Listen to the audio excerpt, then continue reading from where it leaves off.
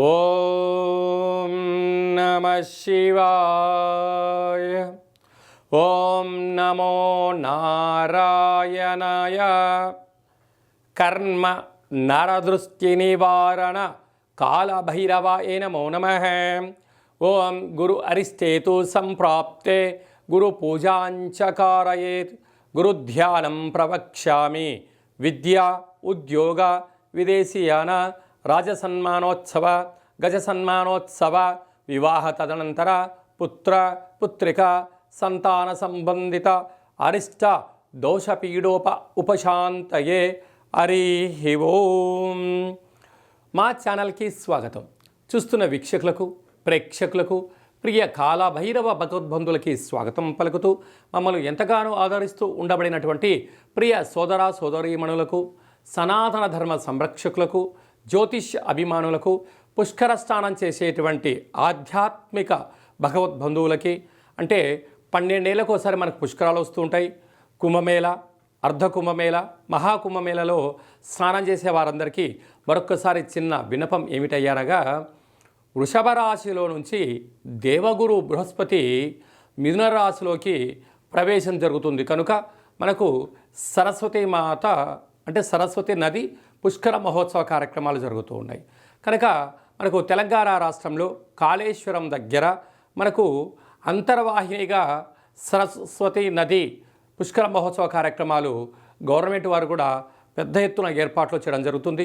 కనుక మనమందరము కూడా మే నెల 15వ తారీఖు నుండి 27వ తారీఖు వరకు మన వీలును బట్టి వెళ్ళి పుష్కర స్నానాన్ని ఆచరింపజేసుకొని ముక్కోటి దేవతల యొక్క ఆశీస్సులు, పుష్కరుడి యొక్క ఆశీస్సులు పొందాలని కోరుకుంటూ, అందరిపైనను 12 రాశులపైనను, ఈ భూమండలం మీద ఉండబడినటువంటి అనేక జంతువులపైనను, పక్షులపైనను, ప్రకృతిపైనను దేవగురు బృహస్పతి యొక్క ఆశీస్సులు ఉండాలని కోరుకుంటూ, అందరినీ చల్లగా ఆశీర్వదించమని కోరుకుంటూ మనము స్వామివారిని వేడుకుందాం.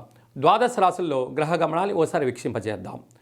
15/5/2025 నుండి 31/5/2025 వరకు 12 రాశుల్లో గ్రహ గమనాల్ని మరొక్కసారి వీక్షింపచేద్దాం. మేషరాశిలో బుధ భగవానుడు సంచార స్థితి, వృషభ రాశిలో రవి భగవానుడు ఏడాది తర్వాత సంచార స్థితి, 12 సంవత్సరముల తర్వాత మిథున రాశిలో దేవగురు బృహస్పతి సంచార స్థితి, కర్కాటక రాశిలో కుజ భగవానుడు నీచభంగ రాజయోగ సంచార స్థితి, కన్యరాశిలో కేతు సంచార స్థితి, మీనరాశిలో శుక్ర భగవానుడు, శని భగవానుడు, రాహు భగవానుడు సంచార స్థితితో ప్రారంభంలో ఇలా ఉన్నాయి.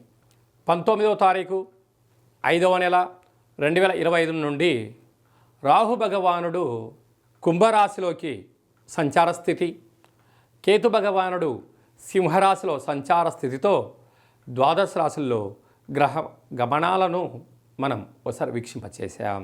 కర్కాటక రాశి వారికి వ్యయంలో దేవగురు బృహస్పతి 12 సంవత్సరాల తర్వాత సంచారం చేయడం వల్ల గురువు యొక్క ఆశీస్సులు ఎలా పొందాలి, ఐశ్వర్యానికి ఆనందానికి కేంద్రబిందువు ఎలా అవ్వాలో ఈ వీడియోలో సవివరంగా సంపూర్ణంగా తెలుసుకుందాం. కర్కాటక రాశిలో ఏ నక్షత్రాలు వస్తాయనగా, పునర్వసు నక్షత్రంలోని 4వ పాదాలు, పుష్యమి నక్షత్రంలోని 4 పాదాలు, ఆశ్లేష నక్షత్రంలోని 4 పాదాలు కలిపితే కర్కాటక రాశి. రాశాధిపతి చంద్రభగవానుడు రాశిలోనే కుజుడు సంచరించడం వలన రుణ సమస్యలు, రోగ సమస్యలు, శత్రు సమస్యలు పొంచి ఉన్నాయి. కనుక వీలైనంత వరకు ఆవేశానికి దూరంగా ఉండాలి.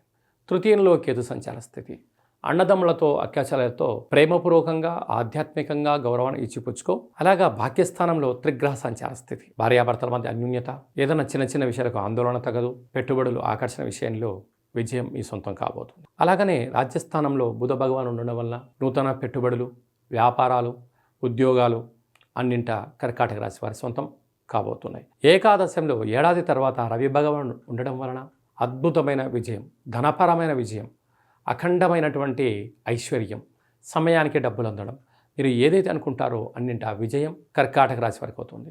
అలా 12 సంవత్సరాల తర్వాత దేవగురు బృహస్పతి వ్యయంలో ఉండడం వలన కొద్దిపాటి ఖర్చులు, ఆధ్యాత్మిక చింతన, పుష్కర స్నానం చేయడం, పుష్కర నీటిలో పాలను, పంచామృతాలను దానం చేయడం, తెల్లటి వస్త్రాలు దానం చేయడం, ప్రవహించే నీటిలో కొబ్బరికాయను వదిలిపెట్టడం వలన గురు దోషం తొలగి గురు యోగం కలిగి అన్నింట విజయం కర్కాటక రాశి వారి సొంతం అవుతుంది. అలాగనే నీటి వ్యాపారస్తులు, మార్కెటింగ్ రంగంలో ఉండబడిన వారు, హోటల్ వ్యాపారస్తులు, వ్యవసాయ సోదరీమణులు, గృహ భవన నిర్మాణ కార్యక్రమాలు చేసేవారందరికీ కూడా ఇది చాలా శుభ సమయం అని చెప్పి కూడా గుర్తుపెట్టుకోగలగాలి.